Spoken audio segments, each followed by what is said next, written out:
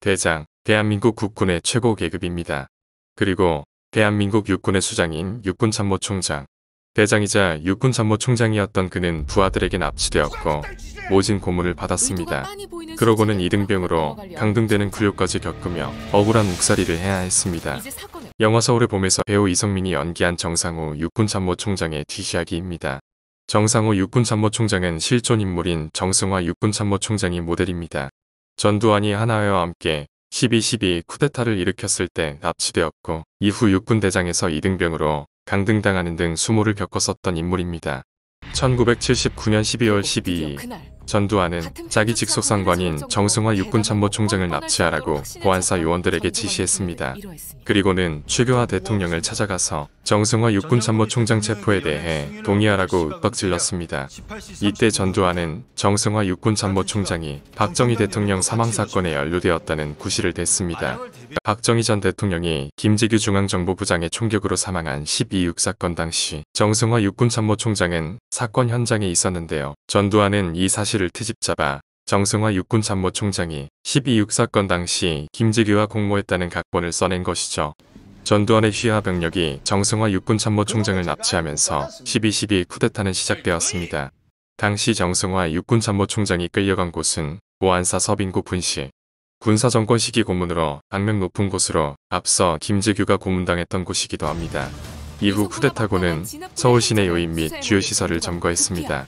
영화에서는 배우 정우성이 연기한 이태신 수도경비사령관, 실제로는 장태환 수도경비사령관은 진압군 측에 서서 정승화 총장을 풀어달라고 요구하는 한편 쿠데타군 토벌을 주장하며 끝까지 맞섰습니다.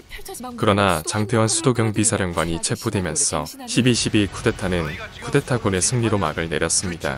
납치된 정승화 육군참모총장은 온갖 고문을 당했습니다. 이후 군법회의에 끌려가 징역 10년형을 선고받았습니다.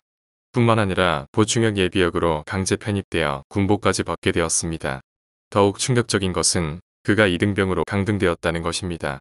국군은 가장 높은 계급이 대장, 가장 낮은 계급이 이등병인데 육군참모총장까지 지낸 사람을 이등병으로 만들어버린 것입니다. 군인연금도 박탈되고 이등병 취급을 받아 그동안 그가 장교로 받은 월급도 사병 월급만 제하고는 전부 토해내게 되었습니다. 평생을 군인으로 살았지만 군인으로서의 모든 것을 잃어버린 것입니다. 그를 인간적으로 위로해 준 사람은 주한미군사령관이자 한미연합사령관이었던 존 위컴이었는데요. 구치소에 갇혀있던 정승화의 생일을 맞아 꽃바구니와 엽서, 케이크 등을 보내주었다고 합니다.